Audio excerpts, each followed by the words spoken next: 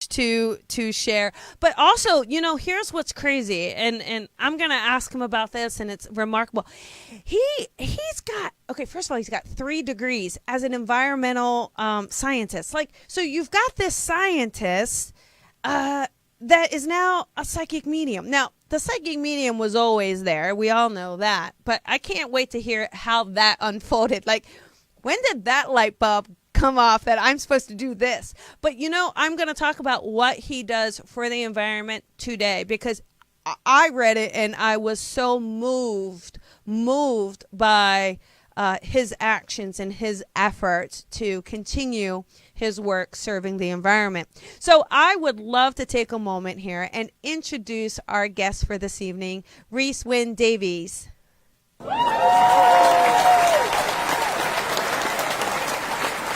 Hello, Rhys.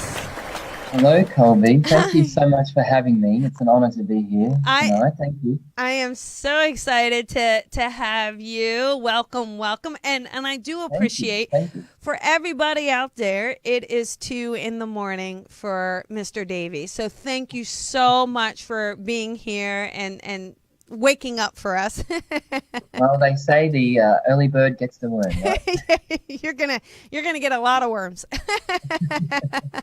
So I'm so excited. We are gonna take a couple callers tonight. If you have a question about your development or want a little insight, it's 323-992-3115. But before we do, Rhys, I just want to ask you. So, 3 degrees as an environmental scientist. Congrats for that. Thank you very much. Now, I just have to know, how did you know you had a gift? How did you discover it? How did you decide that you were going to pursue? Like, share this with me, please.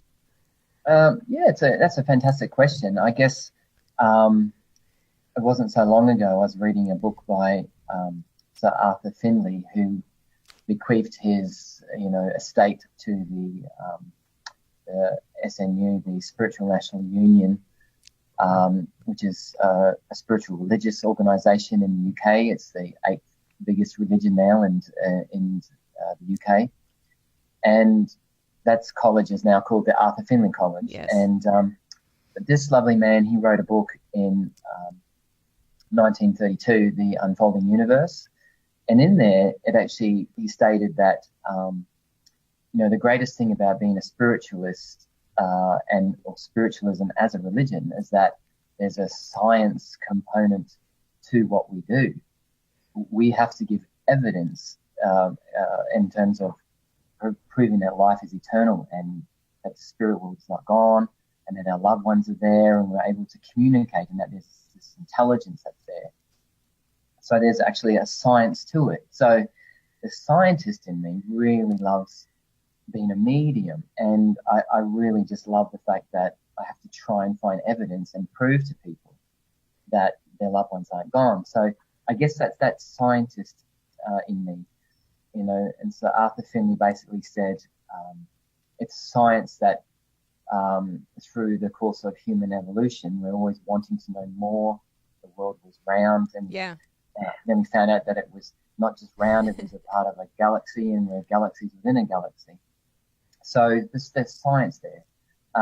So I got into it in that nature, and I only just found that out the other day when I was reading that book, and it just makes complete sense to me. But I kind of had this when I was about 6 years old.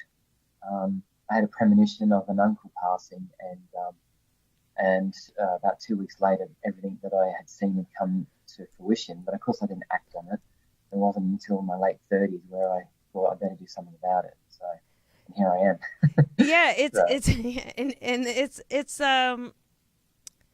Did you think? I mean, one of the things I thought, and just for because I think it helps the listeners too. We have a lot of budding mediums out there that are like, I think there's something.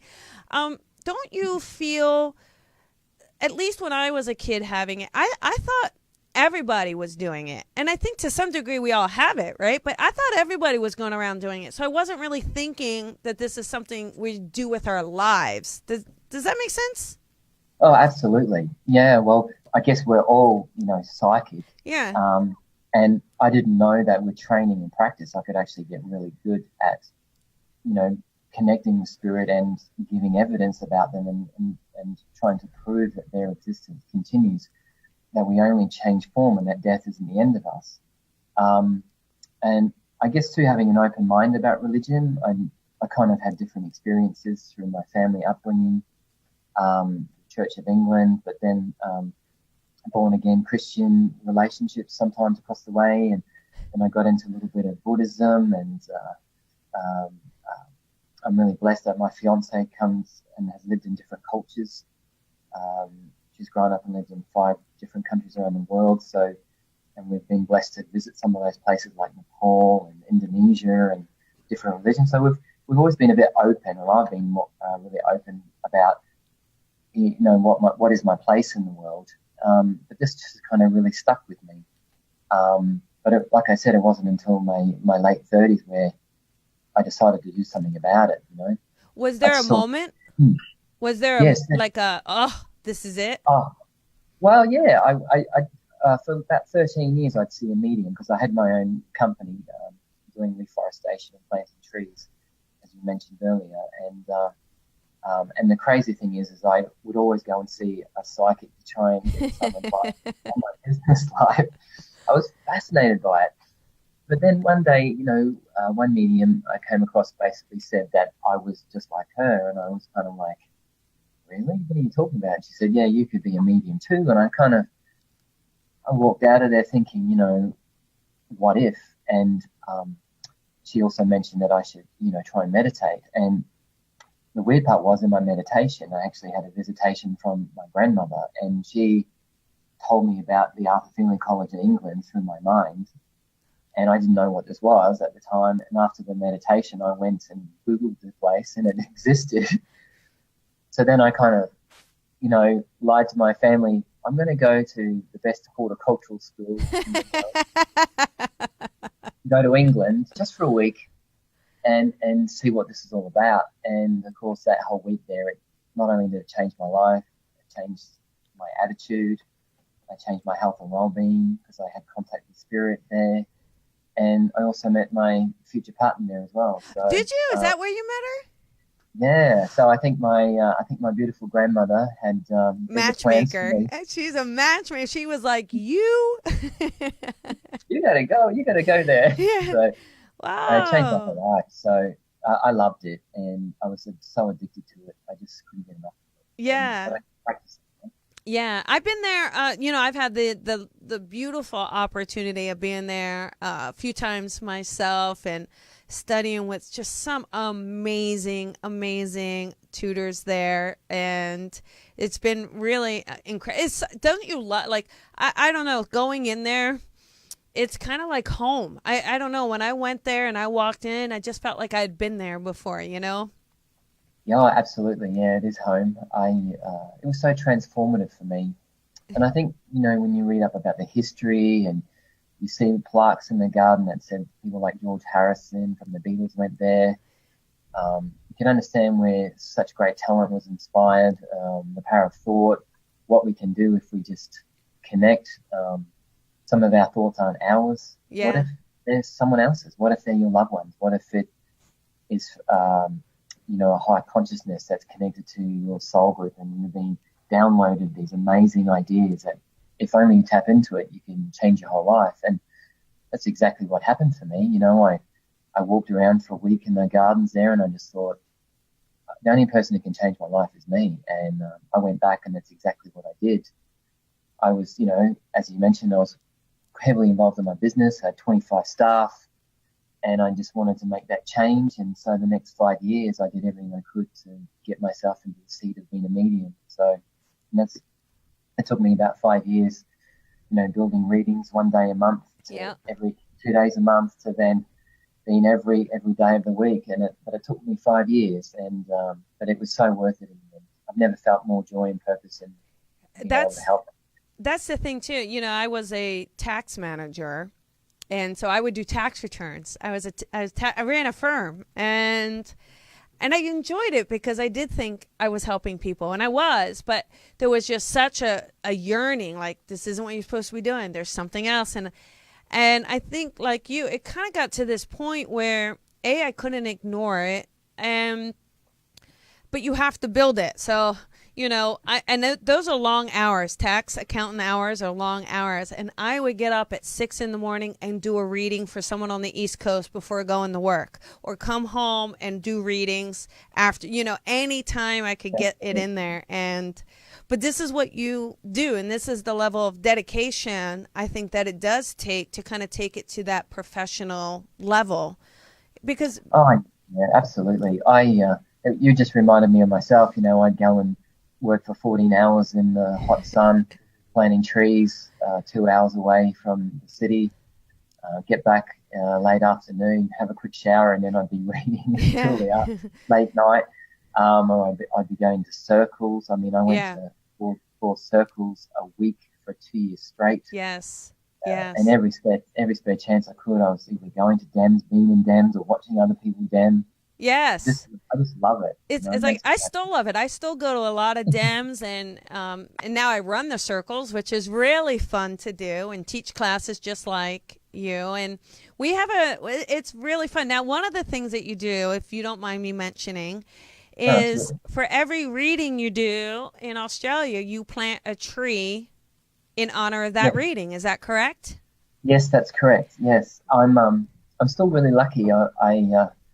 I'm connected to a lot of government agencies and freehold land and private landowners. So, at the end of the year, I just pick the spot, or I ask one of my old clients if there's some space, and I'll just go and put in the trees allocated to my time with people. I love it. So I think what's kind of cute, if anyone ever comes back, you can always say, I feel like there was a tree planted in honor of this person. Well, it's funny you say that. Only a few weeks ago, I took a photo of a tree for a lady. She says, how's my tree doing? Aww. And so I did take a photo of her tree. It's a beautiful blue gum tree, which the koalas love to eat. And they get to a stage where they're self-sufficient within about 6 months or so, and then over the years there'll be beautiful tall trees again. Oh, so, that's just I mean, it's so incredible. I mean, just a whole nother step of serving spirit and supporting the environment, and how special must that be for everyone who's had a session to know that there's something else that will always be there, So it's very I'm doing inspiring. A lot of travel as well, so I feel like it's the least I can do as well, Yeah, it's so inspiring though. So I really love it. And talking about traveling, I'm traveling with you. I know, how great. We are going on tour in Australia. Yeah. I am so excited. To have you. Oh, I am, and that's, thanks to Sue Williams for all that work, right? Organizing and putting it all together. And, but Australia has been on my bucket for many years. So before I was doing this work as a tax manager, I even used to tell my best friend, I used to say, I just have this weird feeling I'm going to be working in Australia one day. And she's like, well, how's that going to work? I says, I don't know. I mean, maybe I'll be doing, anybody who's a U.S. citizen, maybe I'll be doing their tax return if they're staying in Australia. And I says, but I don't even know. And she's like, well, that's pretty interesting. I said, yeah. So the fact that this is here and working and serving, and I'm so excited. I cannot wait. Well, we're so blessed to have you too. You've got so much pizzazz and flair and your sense of humor, and you're so inspiring. And a lot of Australian people are following you, of course, and watching your podcasts and things like that. So we're an absolute joy to have you in the flesh. So we can't wait to see you in February. Thank you. Bring it on. So bring it on. Oh yeah, we got it. I'm already thinking about what dresses. I'm like, oh, what dress do I wear? Yeah, it'll be very summery then. So it'll be. I know. Very warm. I can't wait. So we're gonna be in. So it's the month of February. And we're gonna be in Brisbane. I think that's like the weekend of the 2nd, right? That's correct, yes. Friday night dem on the 1st, and then 2nd and 3rd, we've got the 2-day workshop there, Yes. and Yeah. then some optional reading days for the people Yes. of Brisbane. There's going to be so much. So we're doing a workshop for anybody who happens to be in Australia. If you're listening, we're doing a workshop that's a weekend workshop. But we also come in Friday night because that's when we're going to have a gallery, a demonstration, and then Right. we move on to Sydney, which is the 8th through the 10th, Yes, that's correct. Yes, and then we move on to Melbourne, which is going to be the 15th and the 16th. that's correct. Yes, around those dates. Yeah. Perfect. Yeah, so it's Yeah. gonna be, and I'm trying to talk you into Auckland with me. Well, it's my. I'm actually also originally born in Auckland, so So you're going uh, home. yeah, so that's my real birthplace, Auckland. Wow, wow. So I'll tell you what though, I can't. You can see my big grin. I'm like, oh, I've got my passport ready. I've got all my stuff ready. I am waiting to meet my hunky man there. I can't guarantee you meet a man, but you can definitely hold a koala or two. Oh, yeah. And do you think I'll see a kangaroo, or is that just only in the movies? Oh no, you can pat a kangaroo, especially in Brisbane where I'm from. There's a beautiful fauna park. We catch a nice boat cruise up the river to the Wow. city, and then we stop there for a couple of hours. You get to hold a koala. You can hold a python if you're feeling ambitious, and also there's lots of kangaroos and little wallabies that Oh, wow. roaming around free that you can feed, hand feed. They're just beautiful. I can't wait. It's so exciting. Yeah, so exciting. So now real quick too, and then we're gonna dive in and take some callers here. But you just opened up a space with your fiance in Holland. Is that right? It's in Holland? Yes, that's right. So I kind of last 4 months I've come back here to be a little bit more, I guess, based out of Holland, but I'm still getting to Australia for twice to three times a year. But while we're in Holland, we're just setting up a space that we can work from on a bit more of a regular basis. So it's really fortunate for us. It's directly not far from where we live. Yeah. And it's a couple of 100 years old. It's got a beautiful cathedral kind of studio. Yeah, it's beautiful. And it's got a lot of good feeling in there. It was an educational classroom for a couple of 100 years. Wow. With church windows, and it's just fabulous. So we're looking forward to kind of getting that up and running a bit more. We'd love to get you to come to Holland as well and do some stuff in Holland with us. And Yeah. Oh my God. I'm workshop. ready. I'm like I said that I got I am ready. We've got yoga as well here. We've got Chitska, who's teaching yoga to people who are ill or suffering from or past cancer patients, which is really successful. And our other teacher, Zoe, is teaching youth or teenagers in yoga as well. So those classes are doing now. So Wow. we've also got that mind, body, soul thing going on. Yeah. It's really cool. So we just want to help people as much as we can. I love it. I love that you've got this beautiful life partner that Spirit set up clearly, which is I know, right? grandma, which is really great. But it's also wonderful because now, you get to kind of change lives together and have that kind of mission that soul purpose mission that's united. So how incredible is that? Yeah, we're so blessed. We traveled for the last 3 years working together, and for some strange reason, it just aligned for us. My partner was a tour guide for many years in India and Pakistan, and she's also worked in a lot of foreign countries, so she would still love that had that need for travel. And we just thought, can we do this and help people at the same time? And so yeah, we just did it. Yeah. And it worked out really nice. And the thing with my partner Breezer is she's a past life regression therapist, and so I would inspire people through, galleries or demonstrations that might lead to a reading, and I connect with their loved ones. And then if I feel like they need help through either a major traumatic situation that they've experienced in this life, or whether they feel they have fears or phobias that subconsciously might be tied to the past, Yeah. I would then refer them on to Breezer, and she would help them work through that. And it's been very transformative to those people. She's in high demand as well. That's good. From her work. So it's wonderful that we can kind of tee up and help each other and support other people in that way. I love it. I love it. So, are you ready?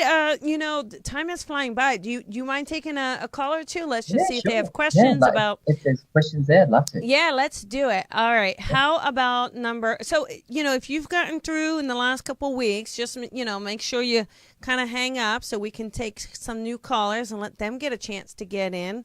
And remember, have your sound very, very clear, especially since Rhys is calling from the Zoom here. We want to make sure he's got the clearest channel possible. So how about number 3? Is that 412? Okay. All right, here we go. 412, you're on the air with Colby and Rhys. Who is this? Oh, hi, it's Emily. I'm so excited I got through. Yay! Hi, Emily. How are you, honey? Yay. Hey, Emily. Hey, Hey. good. How are you? Good, good. Do you have a question for us tonight that we can help you with? Yes, I do. I have been doing the same job for the most part, same management for the past, almost 10 years.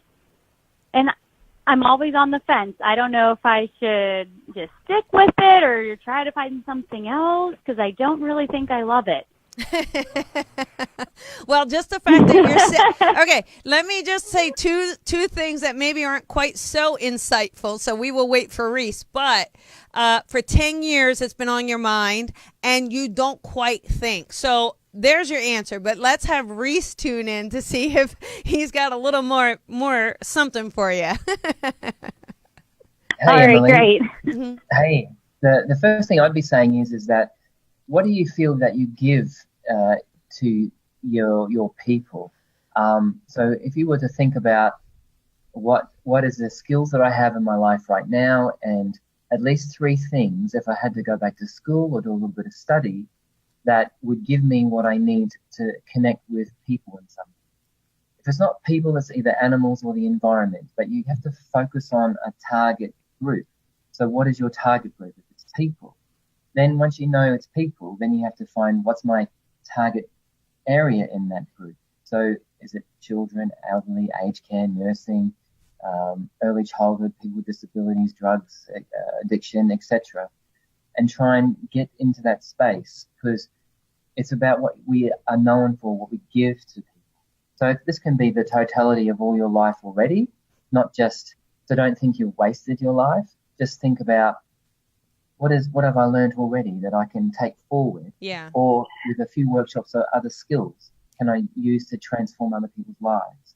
And try not to label yourself. Think about what it is that you give to people and how they came and saw you. How would you want to transform their life, and let that be the indication and the key for you moving forward?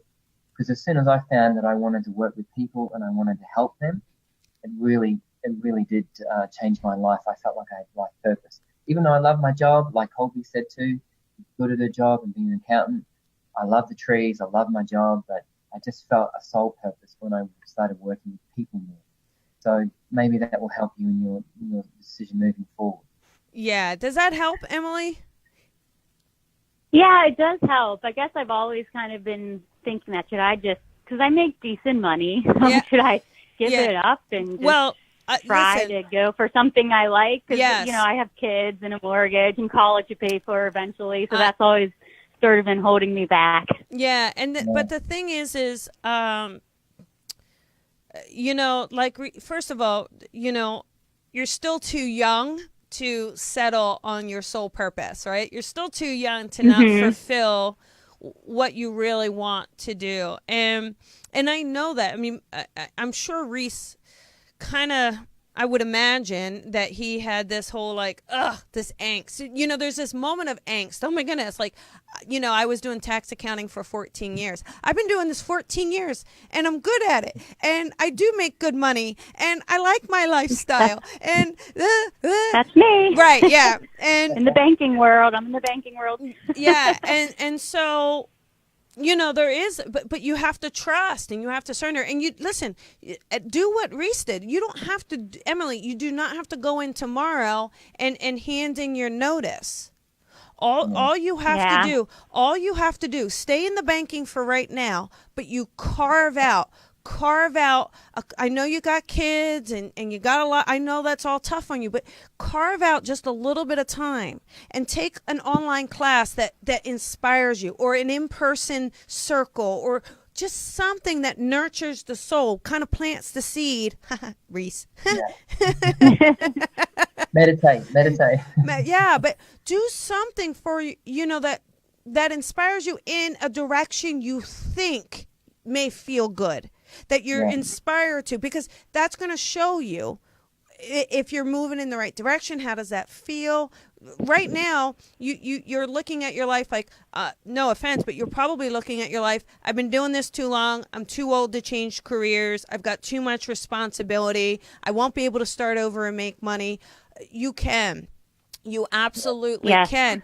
But why don't you just start with one class, one workshop, one baby step first?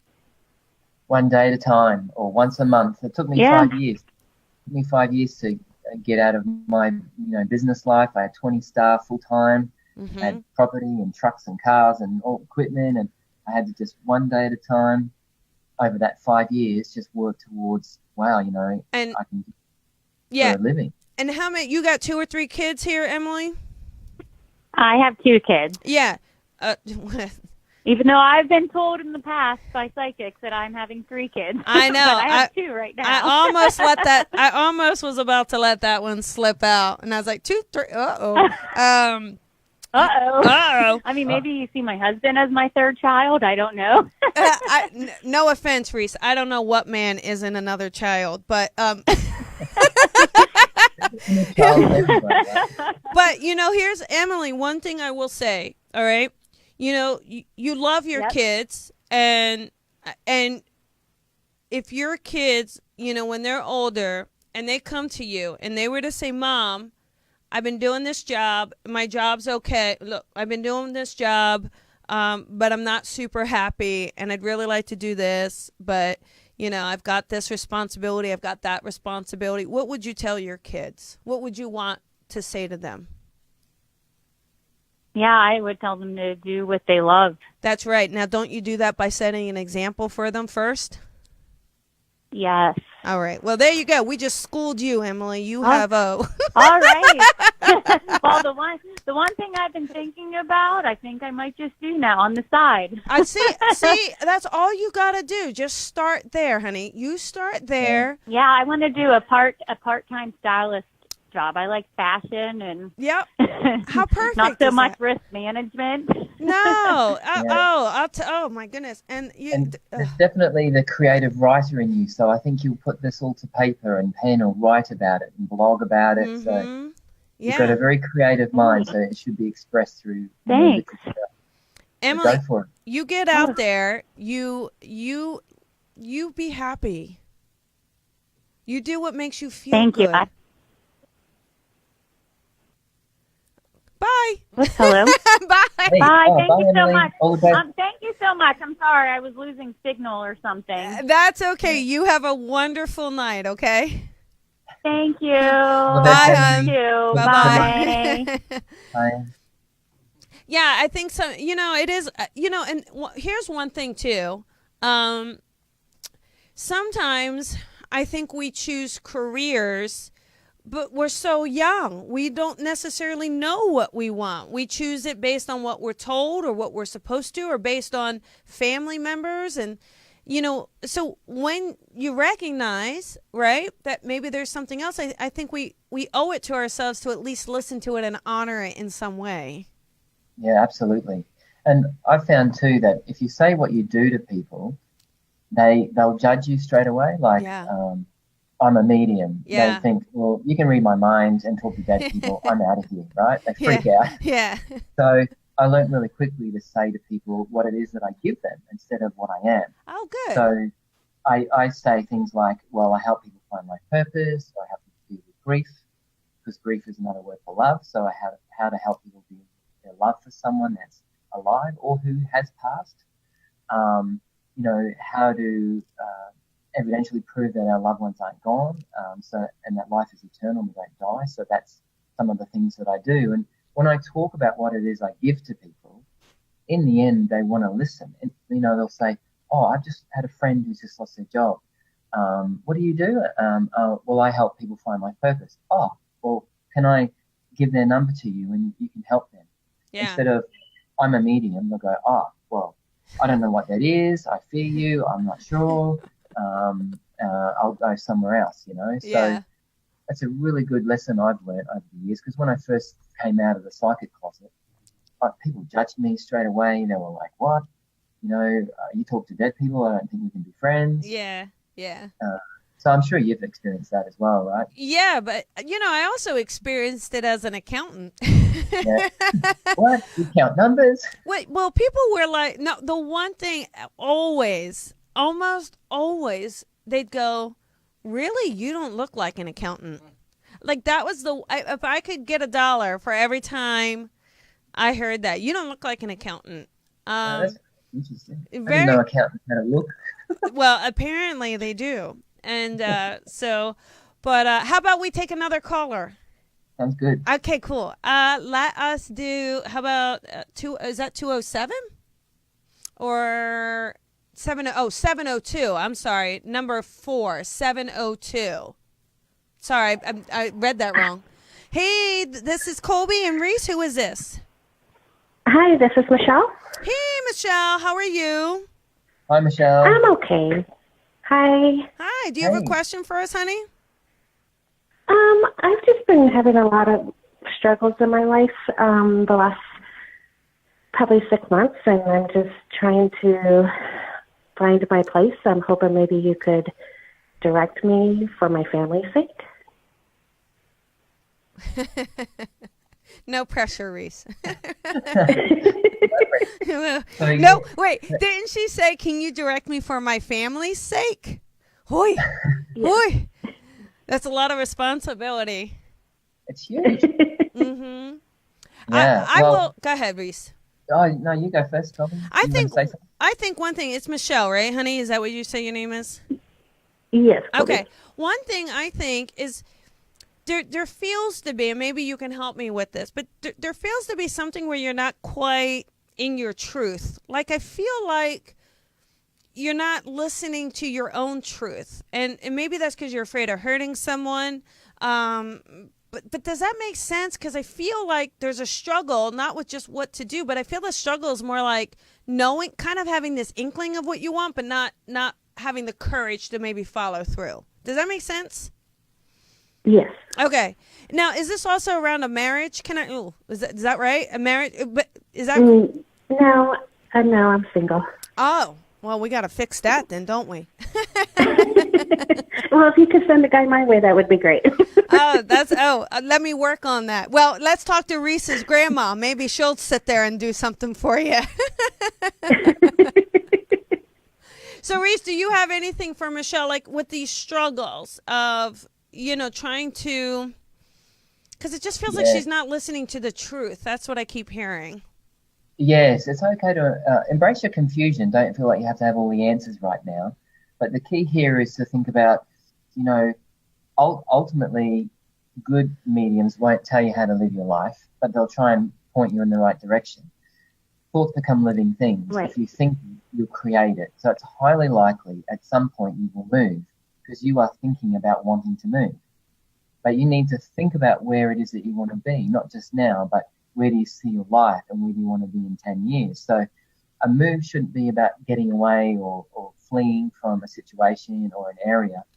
A move should be about where do you want to position yourself in life and where do you see yourself in the future, and how you set up your life. Like, say, for example, you wanted to move to New York, and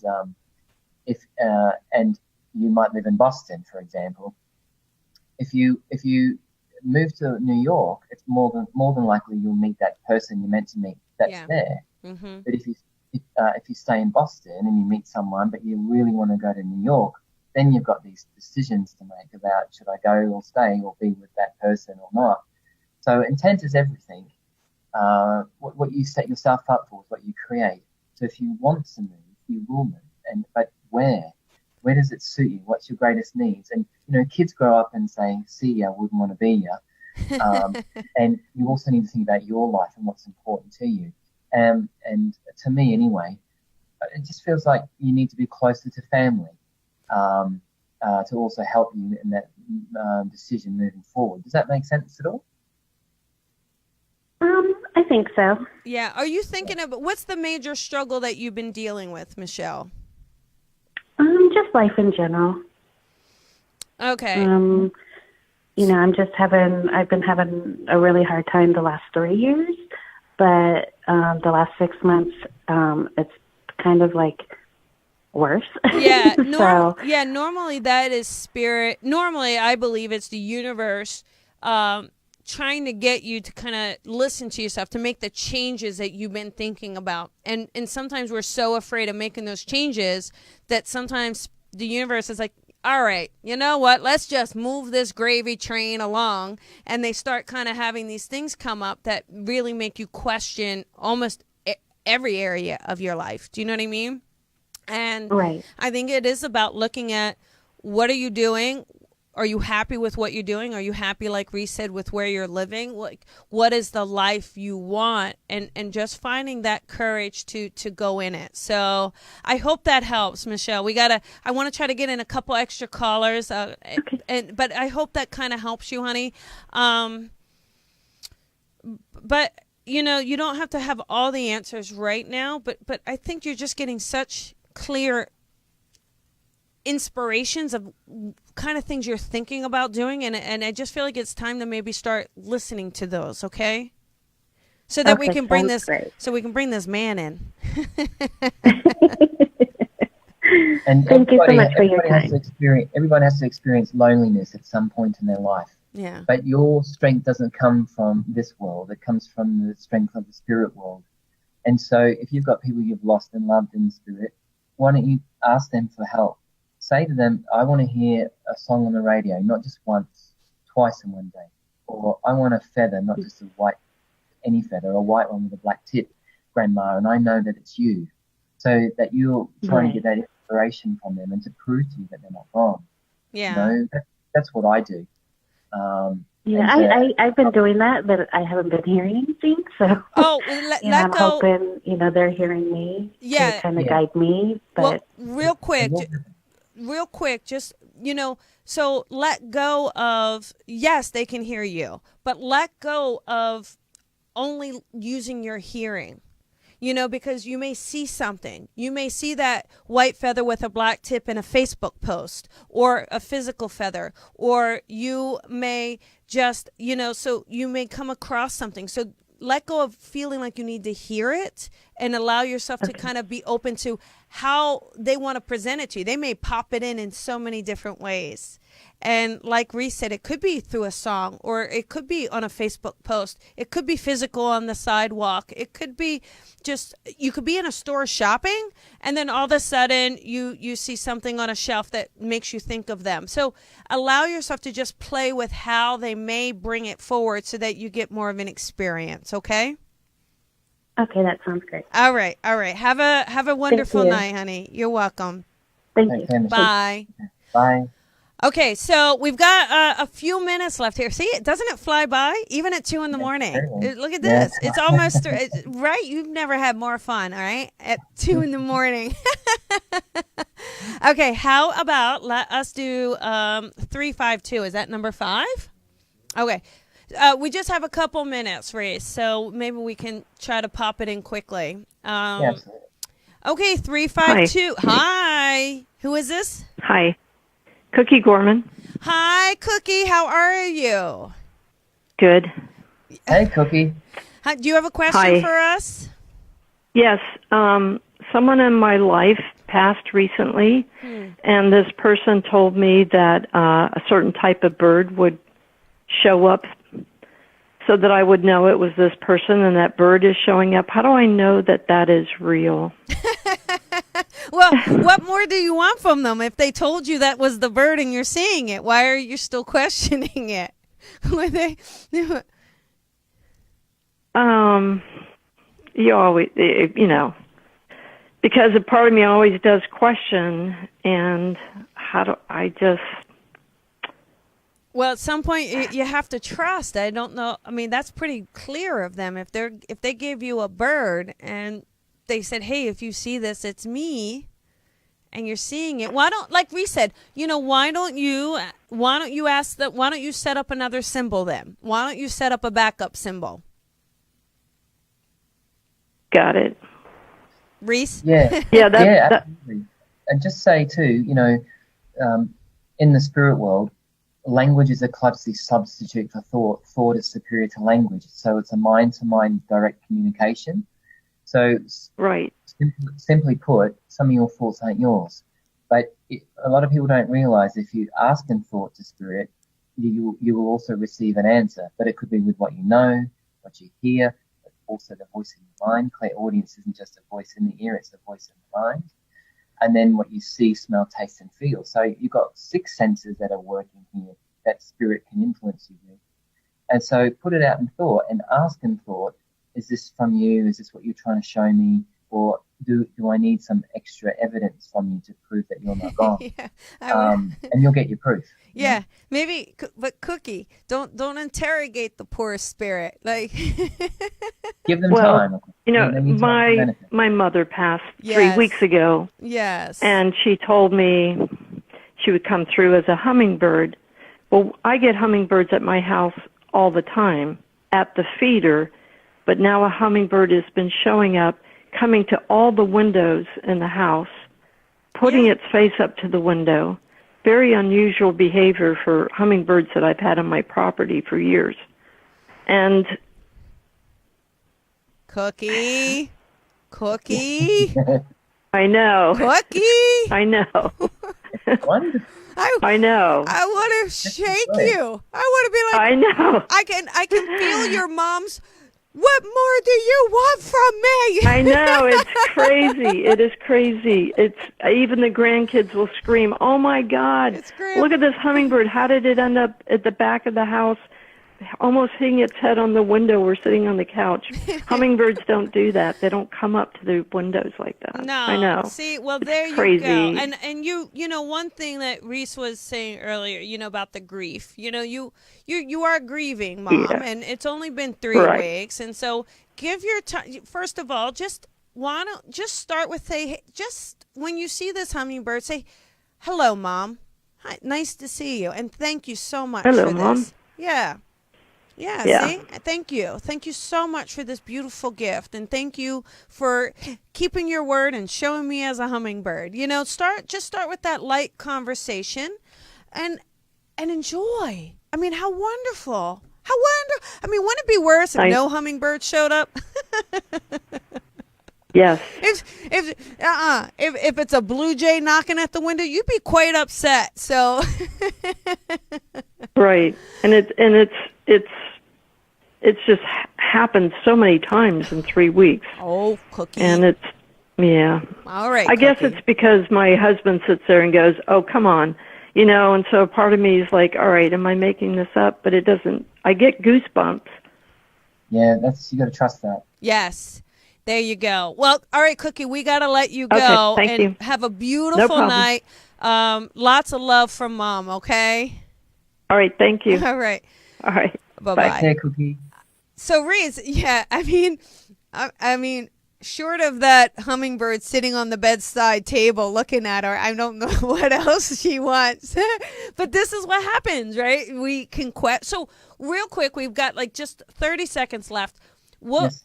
If someone is questioning to this degree, even though it's exactly what the Spirit said, "Hey, this is what I'm going to do," and they see it, but they're not believing, any words of wisdom that you can share with them? Yeah, well, I think they should endeavour to try and source a person who's an evidential medium who wants to give you the proof. Yeah. And will work hard to do their best to do that for you. Yeah. That's the most important thing, and more importantly, in their daily life, just keep putting out in thought Yes. that they want some signs from them to prove to them that they're not gone in some way. Yeah. And you'll get your proof. It could take a long time, but you'll get it. Yeah, it could. Well, thank you. It is, first of all, I really want to thank you so much. I know, that's not easy. Just shows your commitment to spirit. It is not easy when you've got a little one at home and you've got early days to stay up till 2 a.m, but I know our listeners really appreciate it. I know I've had a fabulous time with you. Yeah, it's been wonderful. And I couldn't wait to be here, so I'm so excited. I wouldn't sleep anyway. Yay! Well, there we go. And so thanks so much for having me, and I can't wait to work with you in February. It's going to be amazing. I know. I also, real quick, what is your website so everybody knows where to find you? Yes, it's just Rhys Wynn Davies .com, and it's Rhys Wynn Davies on Skype and Rhys Wynn Davies on Facebook. So really easy to get me. You can friend me, accept me there, or reach out and have Skype readings if you need some evidential mediumship, or you want to talk about spirituality or your life purpose. You can get me at those contacts anytime. Well, there we go. Thank you so much, and go get some rest, okay? Have a great night. Bye. Yeah, you too. Thank you, Colby. We can't wait to have you down under. I can't wait. See ya. Take care. Bye now. Bye.